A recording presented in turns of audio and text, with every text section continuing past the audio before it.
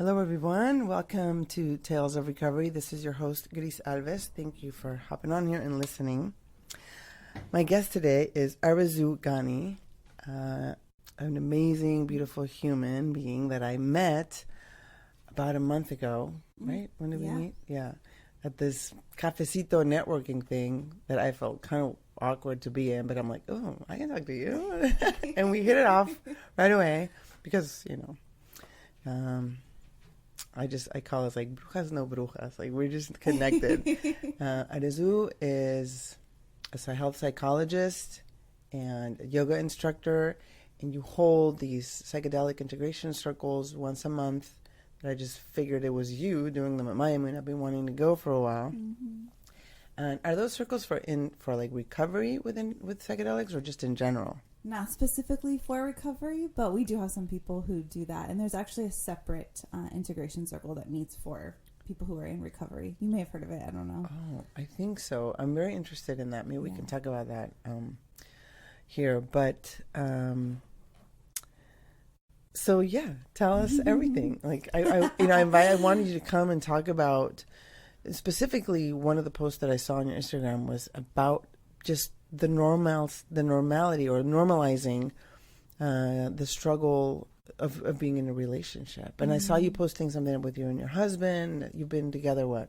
10 years. 10 years. My husband and I have been together 27 years. Dang, girl. Congratulations. Oh, gosh, yes. And I'm so glad we've stuck it through. I mean, there's been times when it was just crazy. And then during COVID, I think everybody was just like, what is happening here? In general, I mean, there's just a lot of clients, friends, people, and I was just telling him, we should record a podcast, you and I, about everything we went through, because it should be normal that there's a struggle. It should be normal that these things happen, and it should be, I think it's always cool to share how what the process was, what the pain led you to. Yes, I want to take care of myself. Yes, I want to do this counseling. Yes, I want to do this therapy because I don't want you to leave me. How am I willing to change and do the work? And then I go and I read your post, and I'm like, oh God. I mean, we'd already talked about you coming on here, but I was like, yes, tell us more about this. Yeah, beautiful. I agree 100%. And I think if we were to hear each other's stories a little bit more, there would be so much less shame and isolation in the moments that we have, like in our own struggles. And that one was specifically inspired by just a conversation that I had with someone who, was going through a lot. And again, it was just, there was so much shame around it, and I really agree with you that those breaking moments, those wounds are really the place where we can heal so much. And it's kind of like, pushing us to level up as individuals, as partners. And so, my partner and I started in what I thought was like not the most romantic way. We had both been coming from divorces, not even fully healed from that. And he happened to be my neighbor. So it was just really bad timing in a way.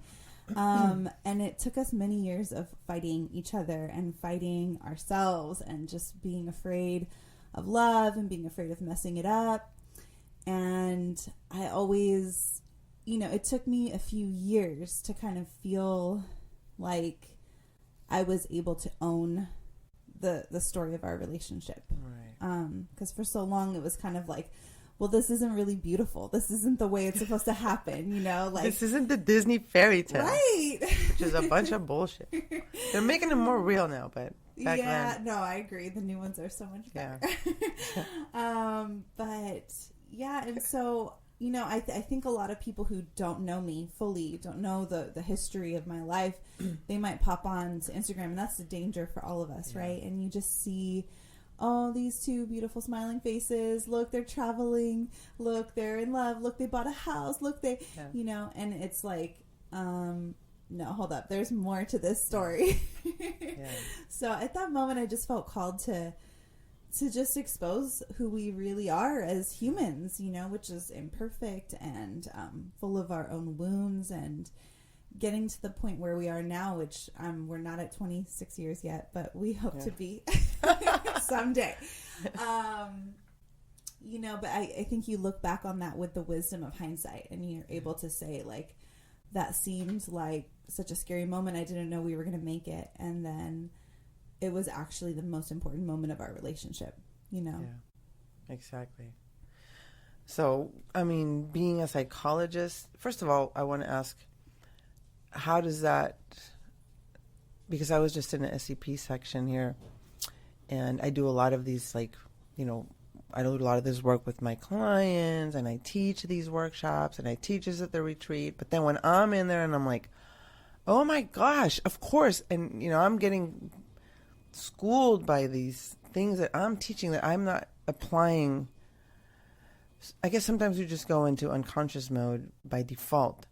So what I'm asking is, as a psychologist, I mean, does that make it easier, or how does that, you know, are you analyzing everything that's happening with you? Oh, this is a wound, this is that, or you know, a little bit, but I should say that my background is more in research, so I don't do like the clinical thing. I don't think of the world in terms of pathology. Nice. Right? And so I do have that curiosity, and I do have that like meta-awareness sometimes, where I'm just labeling everything that's happening in the moment, and maybe I'm like over-analyzing, you know, my partner or my friends or whatever is happening in the moment, but I'm not immune to my own fuck-ups, so to speak, you know? I mean, it's one thing to know something as a theory, and it's another thing as a practice, and that's where it stays so alive for us, you know, where it's just every day, you know, you take these things that you read about and these values that you subscribe to, and you have to live them. And so I'm really, at this point, thankfully, it's been a few years since I've, you know, graduated and moved on from academia. And so I have, I think, like a healthy skepticism of myself, where I can kind of like say, okay, girl, like, you know, this on this level, and you may even preach this to someone else all day, every day, and teach someone, you know, what is it like to regulate your nervous system. I'm a really big believer that we teach and we offer the medicine that we need, right? Yeah. So, you know, when I'm telling, you know, people all the time, you need to prioritize yourself, like, you know, self-care is not selfish, so on and so forth. Then I go home and I'm like, when was the last time you had like a full glass of water? So, you know, it's always coming back to us. Coming back, yeah. Well, good. That's a good answer. All right. All of our issues. Okay, so I wanted to kind of just open up the space for you to share whatever you want, but like, how did you get to be, you know, in this kind of work, and then moving kind of like your story into my favorite thing to talk about, which is plant medicine and integration. So hand in hand to be. I mean, I played around with plants for so many years before, and then I got into recovery, and then I was like, no. And then 25 years later, I was like, okay, I have a different mindset. I tried in a different way, and now it's completely like something sacred, and I'm in awe of it. But the integration is so important. Somebody asked me today, like, oh, when are you going to do ayahuasca? And I'm like, what?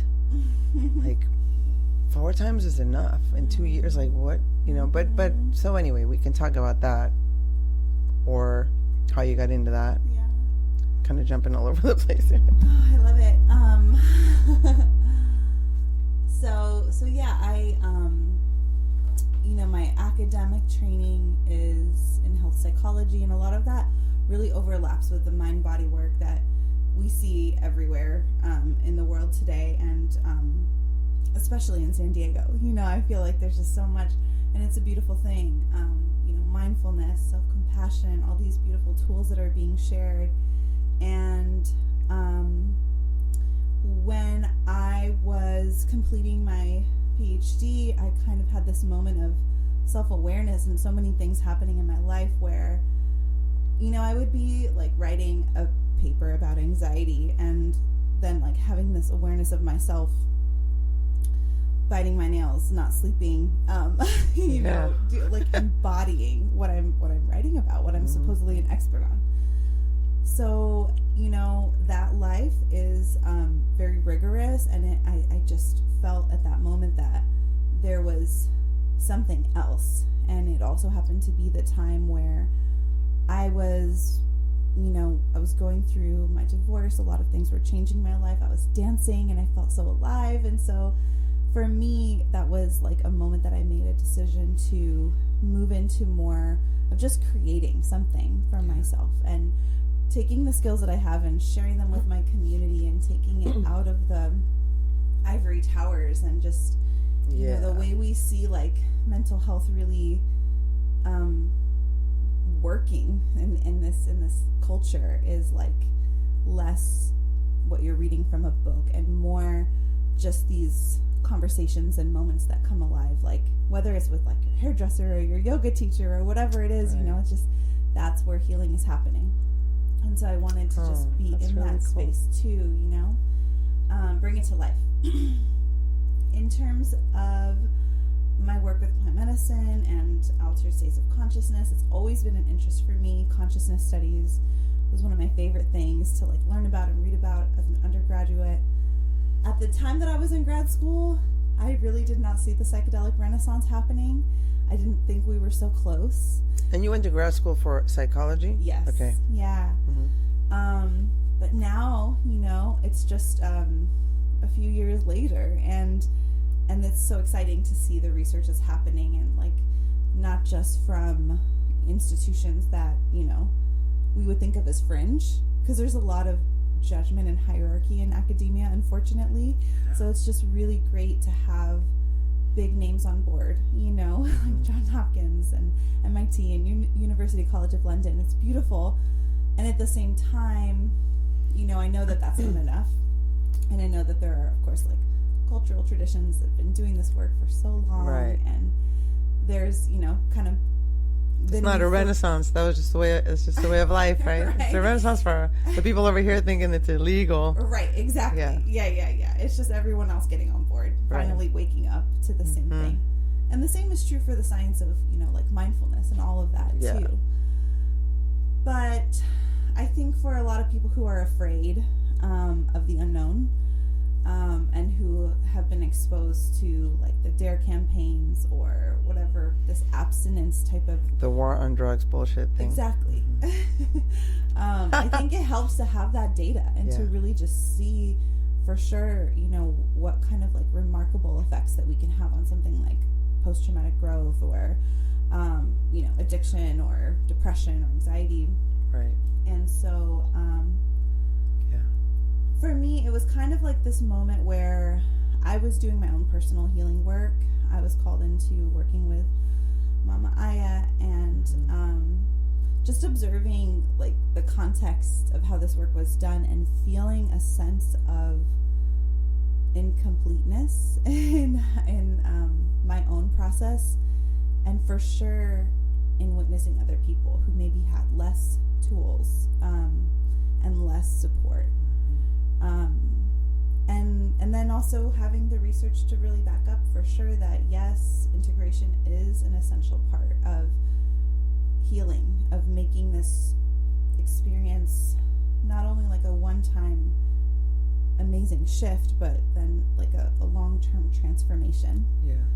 So I created this circle, just acknowledging this gap in what was being offered and what was available or visible to me. Yeah. And then once I did, I started to see that there were actually many integration groups and circles in San Diego, which is a beautiful thing. Yeah. And I think with any and all healing spaces, there's a need for diversity in that. There's a need for offering what people need to feel safe and seen and understood. And so, you know, I just bring my piece to it. But like I said, there's many beautiful healers that work in this space as well. But yeah, I just think it's essential. You know, it's what takes you from having this one quote unquote like trippy experience Yeah.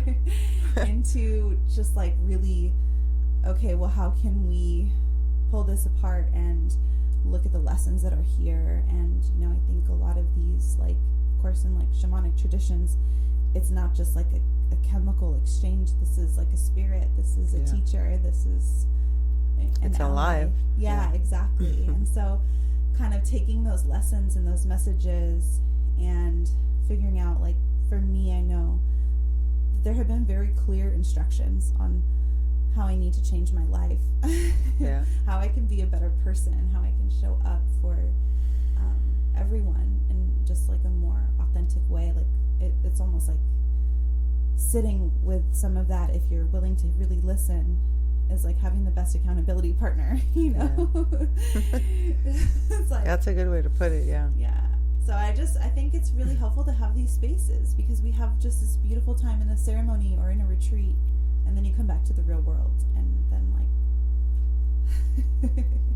Yeah, it's true. I had two beautiful ladies that they attended a ceremony, a plant medicine, a mushroom ceremony, Niños Santos, right? And afterwards, they had never journeyed before. And they're both from Mexico. And I told them, look, this is in your ancestors. I mean, it's everywhere, right? Mushrooms are everywhere. It's not like one country in particular owns it, but they had such a good experience. One of them told me, like, why isn't everybody doing this? But the other question was, how do I keep this alive? How do I keep this sensation like this? Because your heart is so open. You have so many realizations. There's so much like energy, trauma processed and released. She said, how do I keep this going? And so that's why I've been wanting to go to and we do integration, and, you know, I talk to them one-on-one, but to be in a circle, I think, is so much more powerful, because then I can be like, okay, I'm not the only one that was tripping balls and thought this and this and that. Like, it's a common experience, right? Or I'm being seen or being heard by others. And I know you're about to have this beautiful baby, so you're maybe just one more time at this, at the Maya Moon integration, but can you just tell me, like, what happens at one of the circles? Yeah, for sure. I think you're right. I think the magic is in the circle, and it's in who shows up and all of the different mirrors that are reflected, you know? And it's honestly been a few, so this is April, so we've had about 4 sessions. We started in January 2022. And every time it's been different, because every time the circle has been different. And so the way that I kind of have led so far is to use, I just like to kind of have a little structure, a little foundation. So we've been going through integration in the story of our relationship to plants and this work, using The Hero's Journey by Joseph Campbell. And so I've been kind of leading us through prompts, you know, like we started in the beginning, which is like the call to action, and then we just kind of have been progressing through the stages of the journey, and sharing an experience that's relevant to whatever, you know, stage we're at. And so sometimes different things are unlocked, you know, like sometimes you'll hear about, like in the beginning, the call to action, we really shared a lot of the mentors and people who opened up our world in this way. And actually, in quite a few sessions, there have been people present who don't necessarily even work with plant medicine. They're on their own transformational journey. So I kind of extended out to, you know, all non-ordinary states of consciousness, which can include things like meditation, or even like sex, you know, whatever it is. And it's really just beautiful to hear people's stories and what unlocks, like, from there. I really do try to hold a safe space for people. I know that sometimes, you know, we can trigger each other without even realizing, but I try to be really super sensitive about speaking and with respect and listening. And that's one of the kind of like agreements that we have as a group, is to just fully listen to each other and to really check our own assumptions that we make. So yeah, usually we meet about an hour or an hour and a half. Sometimes, it goes a little longer. And we have the medicine of cacao to open our hearts. And so people feel a little bit more at ease. There's usually someone who's like waiting until the very end to share, and you don't know for sure if they're going to say anything. And then that's the one that's the most profound, Yeah. So it's been really beautiful. I think I'll probably have time to finish the journey. And then I'll go on like a little maternity leave, and I'll hopefully come back, because it's been so nice to start this relationship in this community. Yeah. And that's what I was really craving. And I think all of us coming out of COVID, whether we work with plant medicine or whatever community we're involved in, we just crave this connection and these honest spaces where we could just like take off the emotional masks and just be like, look, here's what's up. Yeah. Here's the messiness, here's the transformation, here's what I learned, here's what I'm still trying to learn. Right. But sharing our humanity. Yeah. Because there's really no other way. I mean, and because I like my experience with therapy and psychologists is so much talk therapy for so many years, and then you go to a retreat where they have certain exercises or talk in front of everyone, or like these, and the first reaction for me was like, oh no, I don't want to talk to anybody, I don't want to do these exercises, I'm just going to sit over here and just listen to the lectures, until I finally was able to see, okay, that wasn't so bad, and then moving into somatics, because it got to a point where it was like, okay, we're doing these exercises, but it's always just talking. So yeah, there's that connection with the other person, but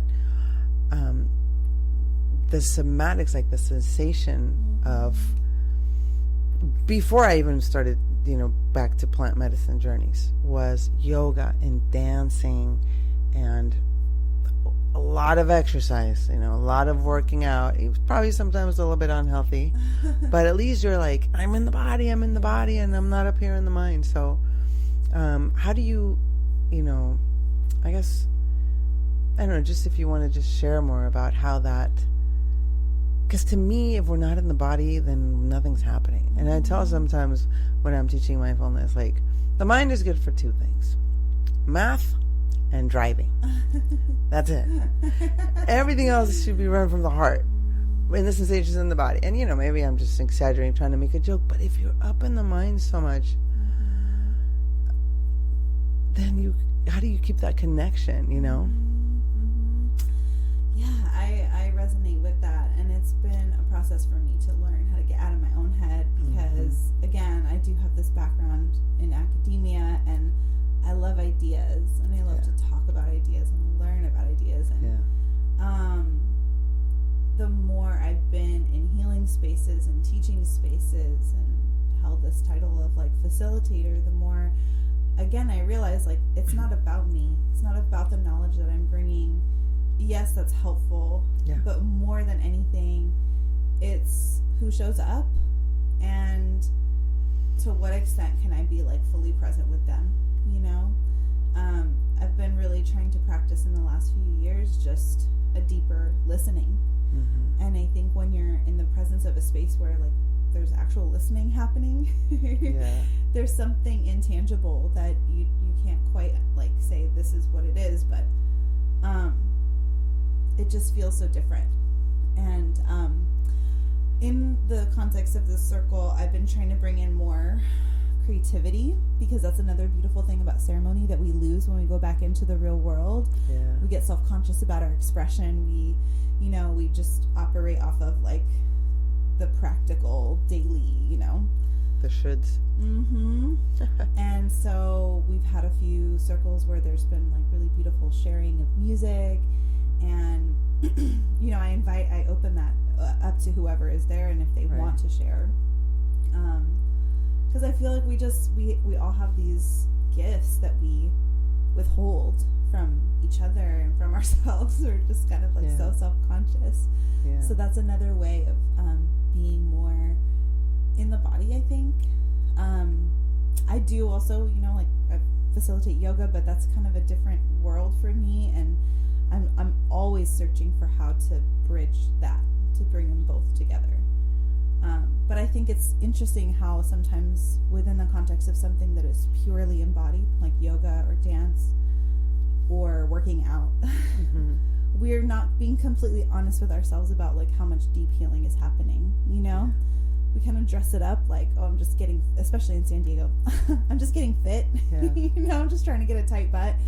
But really what's happening is, you know, there is transformation and there is shifting of energy and even body memory and trauma and all these things that we hold. And so it's just, I'm always trying to find a way to deepen both ends of the practice and bring them together. Yeah, that's beautiful. I love the singing in circle. You're right. It's just I think, at least for me, you know, and in general, I forget that creating is such a healing thing. Like writing a song, playing the drum, dancing around, singing, just planting something.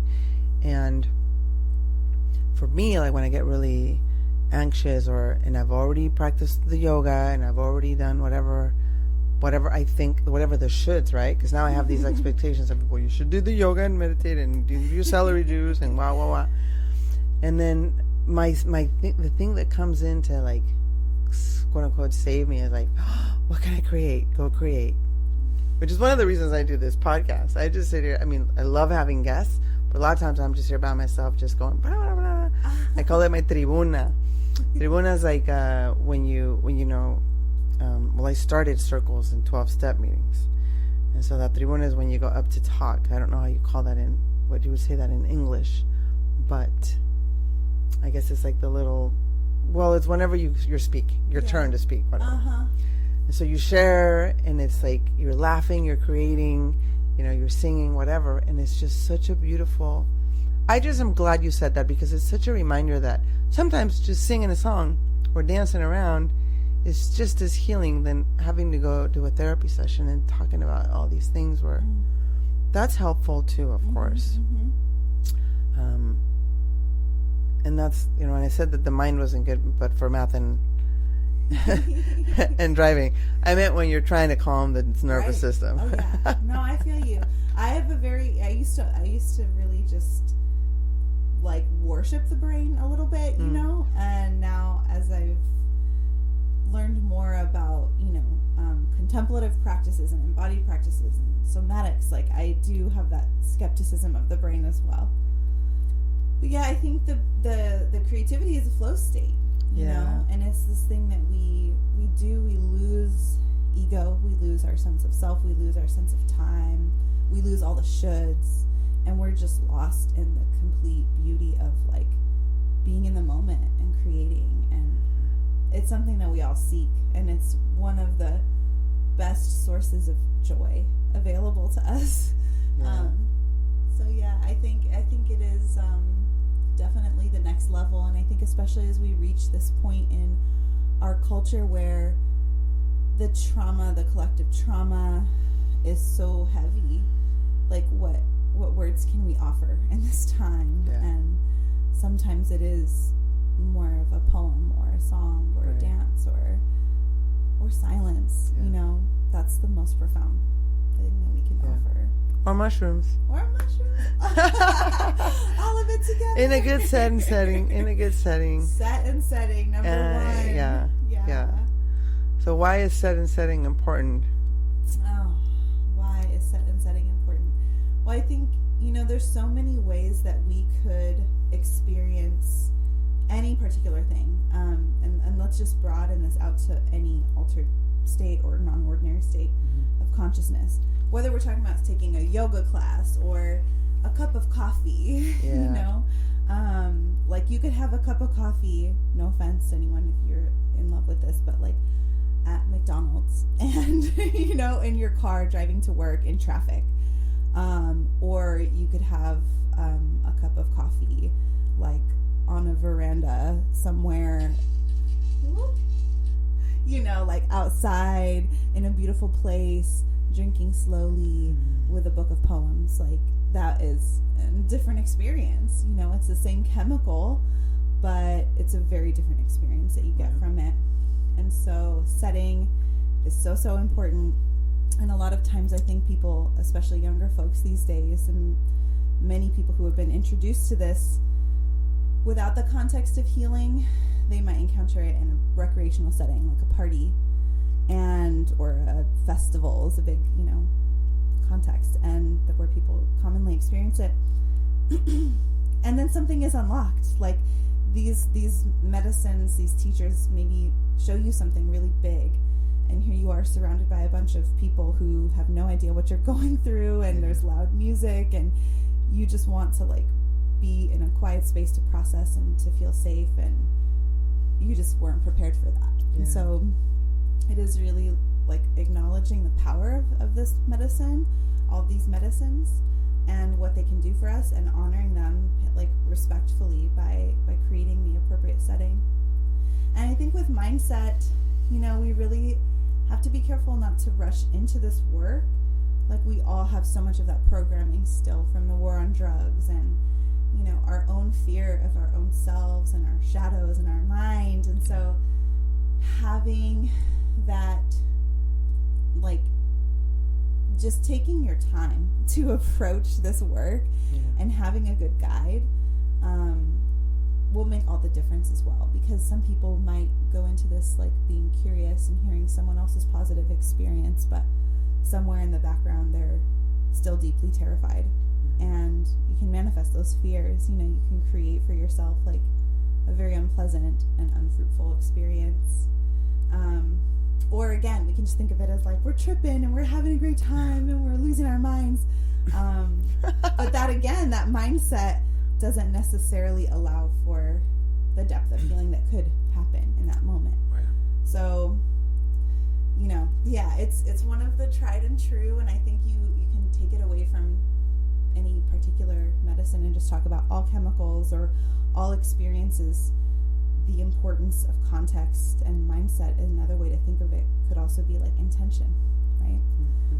So same is true for a yoga class. You could go into a yoga class and your intention is to have a firm butt, and that's what you get. You're only in it for the workout, right? And then on the other hand, your intention could be to just contact yourself, to have a moment of relation with yourself and connection with yourself, and then you open yourself up to really experiencing more. Yeah, I love the coffee analogy.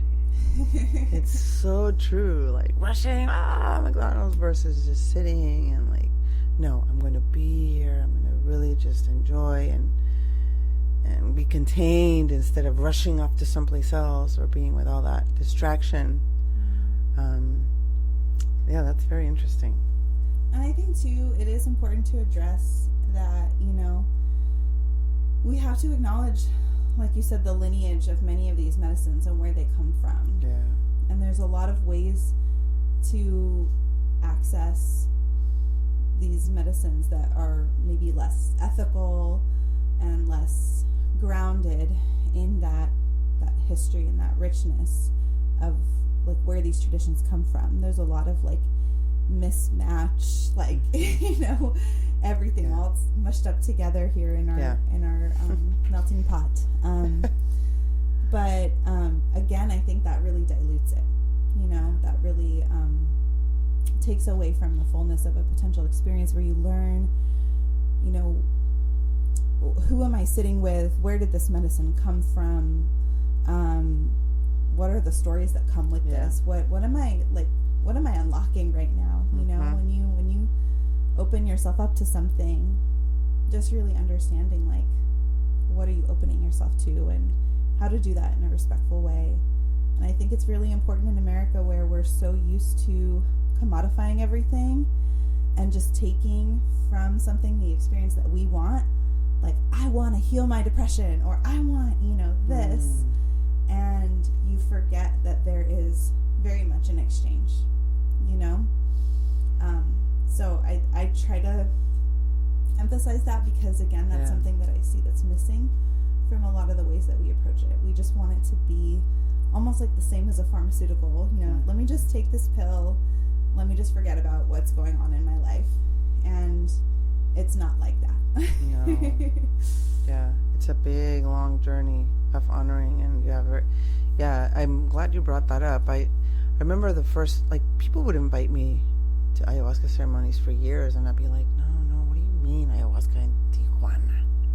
Like, it just didn't make sense to me, I'm like, if I'm gonna do ayahuasca, I have to be in Peru with a shaman who's from Peru, who is a female, because I'm not going with any guys, that was just like my mindset for years, and I'm like, no. And then one day, sure enough, I get an invitation for a woman shaman. Her name is Tessie, flying in from the Shipibo tribe, and she invited me, and it was out in like this big foresty kind of place in the middle of like, down Baja someplace. And I was still really, really, really scared. I mean, I walked in there like, oh my God, asking her, and she totally calmed me down. She explained how it was going to work, the spirit, what's your intention? What do you want from this? I'm like, I just want love. I just don't want to be angry anymore. I mean, I was really, really, I'm still scared. Yeah. I don't think I've ever been like, oh, let's go to mushroom. I mean, it's always been like, I'm unlocking something. That's a beautiful way to put it. But, it's a tricky situation, because I know how beautiful and how amazing these like medicines are, and also I look at what's happening with psilocybin, and I'm like, are you kidding me? They're making synthetic psilocybin. I mean, yes, however, people can heal, but also like we need to own, I think, the responsibility of reading, studying, honoring, praying about it, like seeing what we're unlocking. And that exchange, right? Like that exchange of, it's really a responsibility. It absolutely is. Huh? Yeah, absolutely. And again, I think it's a part of a bigger shift of how we approach everything in this world right now, and what we need to move from. Moving away from that, really like that model of exploitation, and just like receiving without giving, or the only exchange is monetary, where we're not really acknowledging the cultural impact or the energetic impact of like what we're doing. And so there is a tremendous amount of respect that's commanded from doing this work, and I think that's healthy to have that trepidation, like walking into it. It's because you know how big it is. It's because you know that we're smaller than that. That at any moment, like, we could be really humbled and literally brought to our knees, and crying and purging, and that's what we're there for. We're not there to gain like mastery over anything. And I think that there's a kind of narrative, and it really resonates with me that a lot of these spirits and medicines are proliferating right now, because they're teaching us, like the mushroom consciousness, the mycology, and the kind of like network type of thinking of like cooperation and losing the self in the name of this bigger community. And it would be a shame to leave a mushroom journey only being aware of ourselves. Like, we would have missed the point. So a lot of it is looking back to the traditions, the history, our ancestors, all of these things that kind of come together, and like contextualizing it in this way, so that we can have a more sustainable relationship. We don't treat these medicines in the same way as we treat Tylenol, gas, right? Or like the things that we, the market, like it just is so cheapens what it is. I know I'll have some of my clients ask me, for friends or whoever, because I talk a lot about my journeys here on the podcast, because it's just so heart opening. I mean, you talk about community. Every time I'm in a journey, I'm in love with everybody. Like, that family member that you just were, you're just like, oh, I love them. There's so much love. You just realize, you see, for me at least, I mean, among other things that happen, of course, but one of the biggest, I guess, lessons or exchanges from this spirit, right, from this plant medicine has been, it's all love. Look at that heart. Look at the capacity you have to love in this body. Right now, like, really, don't waste any time. Like, really enjoy it and feel it, or just be present for it. Maybe sometimes you can't enjoy it. That's okay. Right. But, then you come back and it's like, oh, I hate that motherfucker. Like, so that's when the integration comes through. Like, hey, what's closing you back down? Right. Yeah. And so, so it goes hand in hand. I like the bridge that's happening. I like this renaissance because it's going to carry us hopefully to a kinder, more congruent humanity, but also it's not just take the plant medicine. It's like work this stuff out and like integrate and be prepared, and like how do we I guess choose the separation in between each session, the separation in between, like, how do we connect? And to me, it's always been like, go to the circle. Go ask go talk to Arezou. What are you doing? Help me. Who should I talk to? Oh, over here's a circle? Okay, great. Like, to not be, I guess, to remove the shame from it. Because even for a long time at first, I was like, and you just said it, like, ooh, that war on drugs thing comes, sneaking in, like, well, this was amazing. I got to forgive myself and like reconnect with my mom before she died. But the war on drugs, can we talk about it? And so it just, like, how else? Like, what can you tell us about how else we can break those shame barriers, or like? Yeah, I think the more we share, and I love your podcast. I've listened to many episodes now, and I listened to the one you shared about your grandmother too, and just like the big empathetic, like, understanding of where she was coming from, and I think that's a lot of the work I experienced too with the different plant medicines. Is just one of the like really cool things is just being able to shut down the default mode network, being able to shut down like this hyperactive amygdala, and being able to really open into seeing things in a different way, in a more compassionate way. And it's like, it's really hard to summarize that, because you're right, the only thing we have to say is like, oh, it's just love, it's just all love. And when you say that to someone who's never had that experience, it just sounds woo woo, right? Or something it's so cliche, but you're like, no, but really though, like, this is the message. And I know for me, like, I don't openly share a lot about my work, my own journey.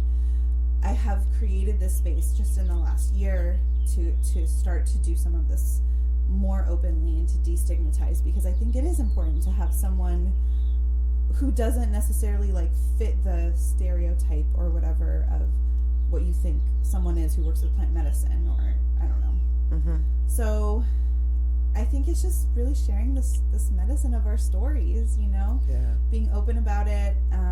It takes a lot of courage, and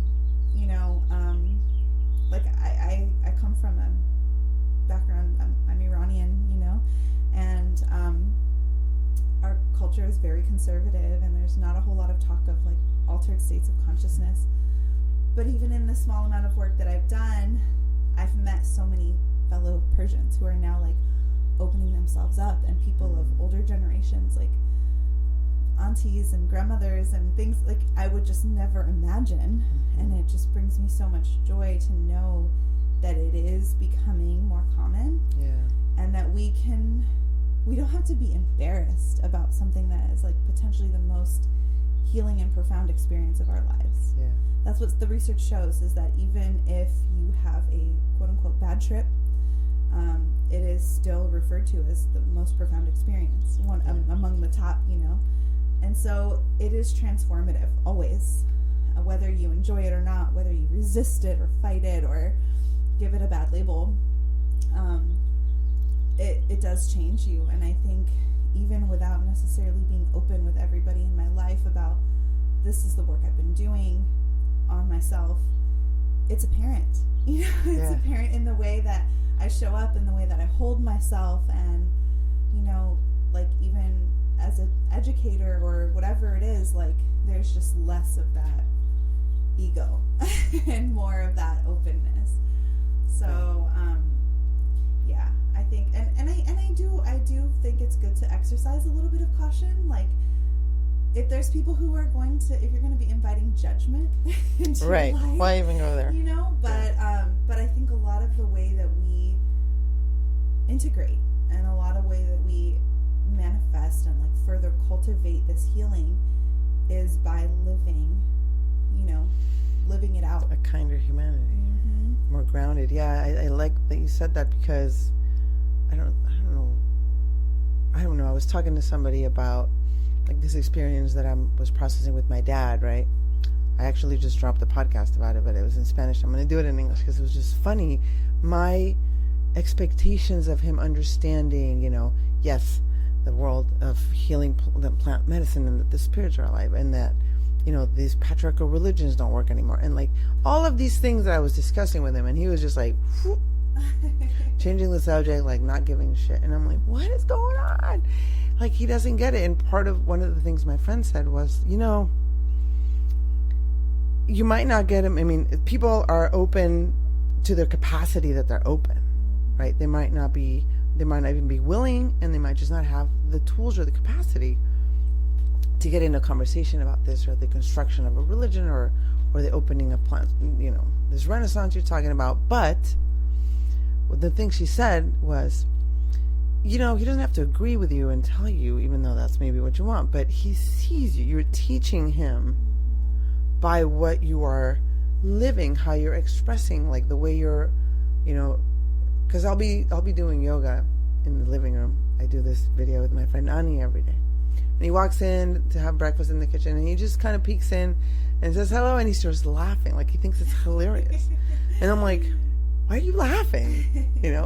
But at the same time, it's like, what I expect them to say, oh, wow, you're doing Ashtanga? That's great. I mean, I'm sure, like, get into this full discussion. So what you said about just how you live, and how this, like, people can see, oh, Arezou, you're just, like, always smiling, or you're grounded. I'm, like, really amazed at what you wrote on that post, because I know so many marriages that are struggling that would be really relieved if they read that, and maybe even hopeful, like, okay. So thank you. I guess that's a way, Yeah, I feel like the days, especially after sitting in ceremony, that there is a potency, and it's, like, in every single exchange that I have with people, whether it's just, at the grocery store, or I'm also an educator, and I was, in the classroom. And I remember it was just before COVID, where we all kind of went into our remote, form. And the day right after, a couple days right after my ceremony, I came back, and it was like the student had shared something so big and vulnerable, and then another student shared something really big and vulnerable, and then all of a sudden their classmates around them started, it was like we were in church, I didn't even get it, started putting their hands on them. And it was like, there's a part of me that I'm thinking, what is going on right now? This is not the classroom that I'm used to, and I don't think that it was really like I came in and I said something so dope that suddenly, everyone is, magically moving into the space. But again, it's like when you're in the presence of someone who has cleared their own bullshit, it may only last a couple days, whatever, it really, it opens up down to that magic. Yeah. Mm-hmm. So it's contagious. And it's very magical. Yeah. That's one of the beautiful things that I'm noticing, like how, you're a little kid, you always think life is magical and this, and then no, it's not, blah, blah, blah, you get into this groove, and now I'm like, but actually, it kind of is. We're flying in this rock in the middle of nowhere. Having these experiences, especially when you use the plants, and you fly off into who knows where you're going, and then you come back in, and you're like, what in the fuck is this body that I get to, like, taste this, water with, and this, like, conversation, and you're like, oh my God, it's like this ecstasy of, and then, like you said, 2-3 days later, there's some of this, I don't know what you call it, energy, frequency, spirits, magic, whatever. The more and more I've gotten rid of that war on drugs and all that software of control bullshit, the more and more I'm open to, like, and it's such a way better way to live, right? Just to be open to awe and wonder, and I think some of it is programming for sure, and some of it is hardwired. Some of it is like our brains are just always looking for patterns and predictability and threat, ways to protect ourselves from potential harm. And so it's human. It's deeply human to have that, like, to forget the magic. And that's why I think being in community in whatever way is such a good reminder, because it's like we come here together and we agree to practice something that elevates us, whether you're singing a song or you're taking a yoga class or whatever you're doing. It's that moment of, like, getting out of that kind of, like, primal protection, right. fear-based. So tell us a little bit about, if you could explain, because you mentioned something about, I could just call it, it's all love, but that you said something about the default mode shuts down. How does that work in the brain? So the default mode network is like a relatively new understanding in neuroscience. I'm sure you've heard of it, you know about it, but it's a series of structures in the brain that are mostly looking like they're responsible for autobiographical thinking, autobiographical memories, and also, like, threat, detection and things like that. And so people have kind of cutely referred to it as like where the ego lives. And they call it the default mode network because it's what our brains are doing on default when we're not doing a task that fully requires our attention, which most tasks in our lives don't. Even driving, unfortunately, we're not using as much of our attention as we think we are. We're, like, planning our grocery list, or, like, what am I going to teach in class tonight, or whatever. And so what the brain is doing in that time is just really, like, this soundtrack of, like, me, and, like, remembering, like, maybe, like, replaying something you did wrong, or, just self-referential thoughts. Right. And so autobiography. And so that's something that is quieted when we look at, like, the brain imaging in these altered states of working with plant medicines, and also it's quieted in meditation as well. We know that meditation is a way to get there, but it takes a lot more practice to reach that with meditation than it does, some chemical that kind of, like, just circumvents. It just is like, I think about this right now. Quantum leap. Right, exactly. So yeah, it's good to be out of that, but then you come back into your day to day, and it's inevitable. It's going to start to happen again, and it's a good thing. Ultimately, it's what, like, helps us to survive, and who we are, and our identities, or our sense of, like, belonging, and all of that. Like, that's a very important part of life. So I don't want to say it's all bad. No, it's just sometimes shutting it. Right.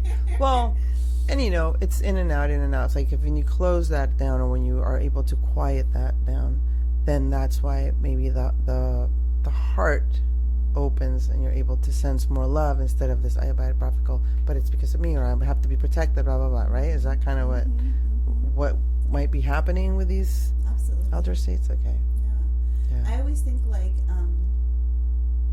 I say this a lot in yoga class when we're laying position that's really vulnerable, like with our organs exposed. Like happy baby. Right. I don't like that one.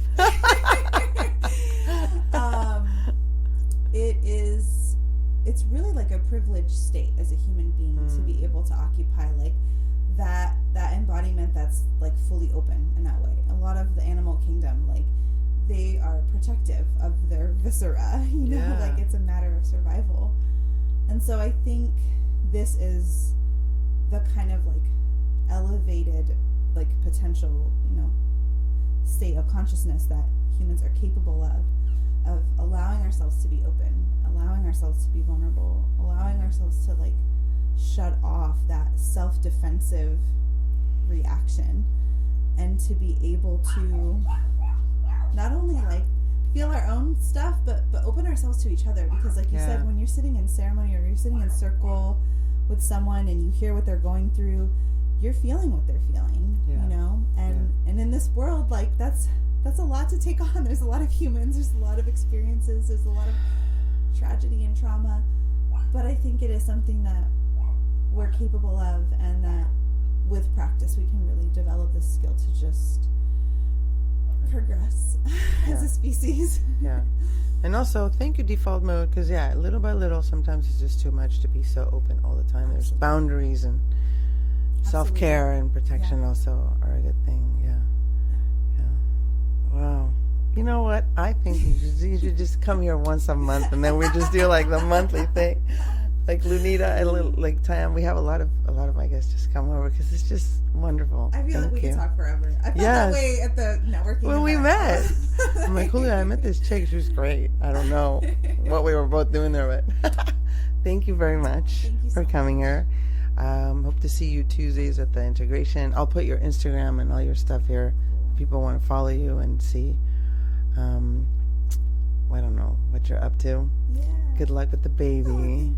How exciting. The biggest psychedelic trip right there. Girl. The best. Thank you, everyone, for listening to Tales of Recovery. Please, come back, share, and subscribe, and rate, and all those good things. And take care.